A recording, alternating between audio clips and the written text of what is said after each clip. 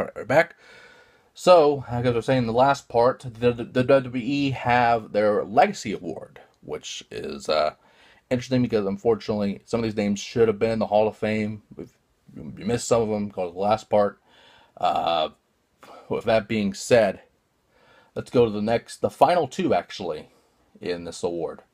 Pat O'Connor, one of the all-time greats, famous for the O'Connor Roll, and in amateur wrestling, a former 1950 British Empire Games silver medal winner in freestyle wrestling, and the New Zealand heavyweight champion in 1949 and 1950. For the AWA, former AWA World Heavyweight Champion. Now, here's something with this one. With that, it's interesting because at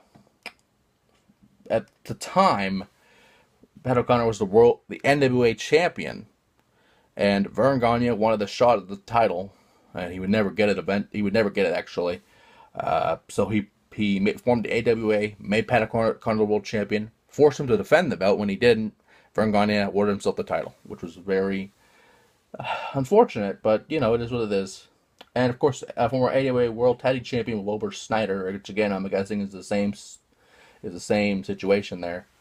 For Central States Wrestling, a former three-time NWA Central States Heavyweight Champion, a former Central States Tag Championship with Bob Brown, a former North American Tag Champion, the Central State version, 2 times with Sonny Myers, former NWA United States Heavyweight Championship, the Central State version, 3 times, and a 4-time holder of the NWA World Tag Team Championship, the Central State version, with Sonny Myers, Tiny Mills, Bob Geigel, and Omar Atlas. For Maple Leaf Wrestling, former NWA British Empire Heavyweight Champion, the Toronto version, 1 time, a former NWA Canadian Open Tag Team Champion with Whipper Billy Watson.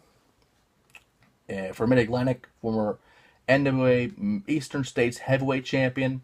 For Midwest Wrestling Association, former Ohio Heavyweight Champion. For the Montreal Athletic Commission, let me say that again. For the Montreal Athletic Commission, back in the day, like I said last time in the last part, they had back in the day of these guys. There were state athletic commissions where wrestling was actually considered a sport, which it still should, but still. They had their own athletic commissions in provinces in Canada, as well as all over the world, as everyone had their own world champion, which eventually absorbed into the NWA belt. With that, a former 2-time World Heavyweight Champion, the Montreal version. The NWA Hall of Fame in actually this is recently, NWA Hall of Fame in class of 2011, which is great. For NWA Chicago, a former NWA World Tag Team Champion, the Chicago version, with Ron McClarty. Former NWA World 6-Man Tag Team title holder with the rarely used belt, with Roy McClarty again and Yukon Eric. For the NWA Rocky Mountain, former NWA Rocky Mountain Heavyweight Champion. For NWA New Zealand, a former NWA New Zealand British Commonwealth Heavyweight Champion, 2-time holder. The Professional Wrestling Hall of Fame, class of 2007.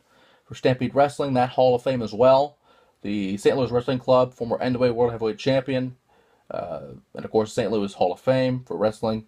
The WWE World Wrestling Association, former WWE World Tag Team Champion with Wilbur Snyder, and the Wrestling Observer Newsletter Hall of Fame in 1996. And finally, Sailor Art Thomas, one of the all-time greats, was taken too soon, unfortunately, in the 1980s. For Maple Leaf Wrestling, the NWA International Tag Team Champion, Toronto version, 3-time holder, with John Paul Henning. NWA Detroit, which was mostly known as the Sheik's territory back in the day, former NWA World Tag Team Champion, Detroit version, with Paulo Brazil. For the Southwest Sports Incorporated, which was Southwest Wrestling in Texas, former NWA Texas Heavyweight Champion, 2-time holder of that. The World Wrestling Association in Indianapolis, WWA's World Heavyweight Champion, and for the World Wrestling Associates, Worldwide Wrestling Associates, former WWE International Television Tag Team Championship reign with Lou Thesz. And honestly, all these names, I am kind of disappointed that they are not actually in the Hall of Fame. Much like the Warrior Award, the Celebrity and the Celebrity Wing, it's just a way for WWE to get publicity. Again, this was leaked on a shirt with access, along with the other inductees and a Hall of Fame shirt. So, if anything, it'll be interesting to see what happens from here. Because I honestly want to see these guys actually in the Hall of Fame one day. But this is a nice gesture for sure.